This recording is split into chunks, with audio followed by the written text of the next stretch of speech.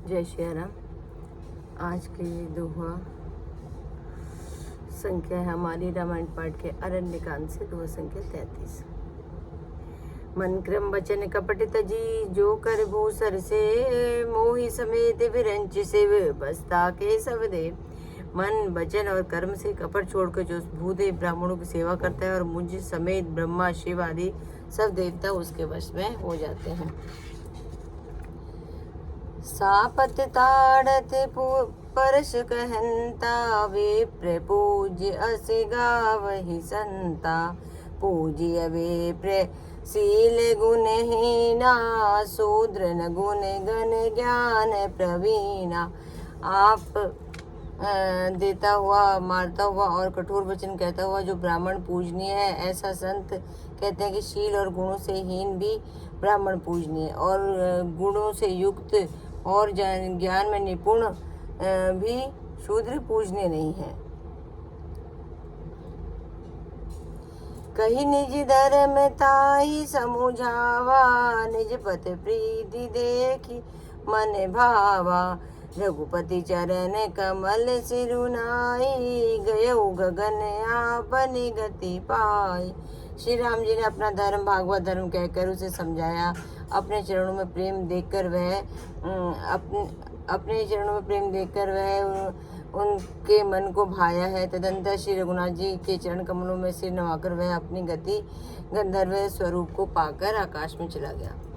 ताहि देह गति राम उदारा सबरी के आश्रम पगुधारा। सबकी देखी राम गृह गाए मुनि के वचन समुझ जिए भाई।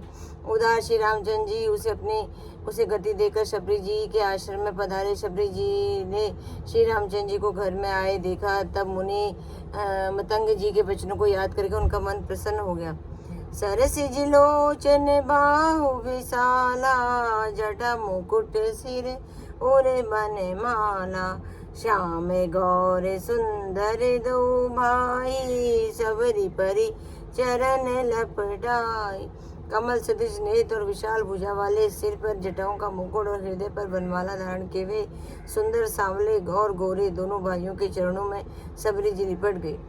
प्रेम मगन मुख बचन नयावा पुनि पुनि स्वदेश सरोज सिर नावा। सादर जल ले चरण पखारे पुनि सुंदर आसन बैठारे। वे प्रेम मग्न हो गए, उनके मुख से वचन नहीं निकला। बार बार चरणों में कमलों में सिर नवा रही है। फिर उन्होंने जल देकर आदर पूर्वक दोनों भाइयों के चरण धोए और फिर उन्हें सुंदर आसन पर बिठाया। कंद मूल फल सुरस अति दिए राम कहीं आने प्रेम सहित प्रभु खाए बारंबार बखाने। उन्होंने अत्यंत रसीले और स्वादिष्ट कंद मूल और फल लाकर श्री रामचंद्र जी को दिए। प्रभु ने बार बार प्रशंसा करके उन्हें बड़े प्रेम से खाया। पानी जोरिया गे भई ठाड़ी प्रभु ही बिलो की प्रीति अति बाड़ी। के विद्या स्तुति करो तुम्हारी अधम जाति में जड़े मति ना भारी। फिर वो हाथ जोड़कर आगे खड़ी हो गई। प्रभु को देखकर उनका प्रेम अत्यंत बढ़ गया। उन्होंने कहा कि मैं किस प्रकार आपकी स्तुति करूं। मैं नीच जाति की और अत्यंत मंद बुद्धि हूँ। अधम ते अधमे अधमे अति नारी तीन में मति मंद अगारी।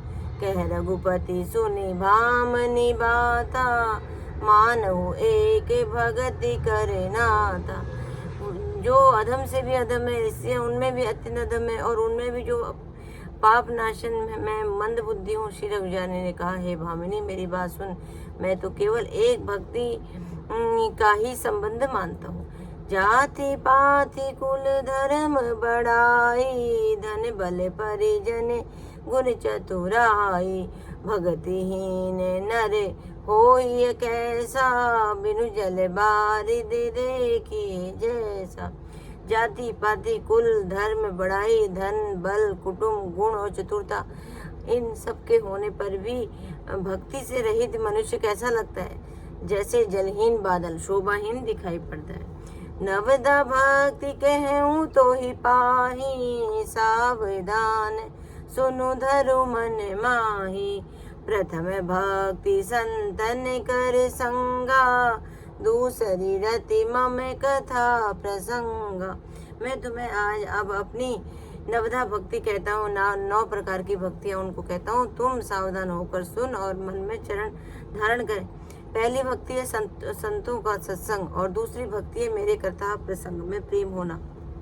गुरुपद पंकज सेवा, तीसरी भक्ति अमान, चौथी भक्ति मम गुणगन, करे कपट तज जान। जय श्री राम जय श्री राम, प्रभु राम जय श्री राम। आज की कथा यहीं संपन्न। जय श्री राम। आगे हम सुनेंगे भगवान राम जी ने 9 प्रकार की भक्ति को बोला है कि 9 में से कोई एक प्रकार की भक्ति भी हम लोग धारण कर लें तो हमारा कल्याण हो जाए। जय श्री राम।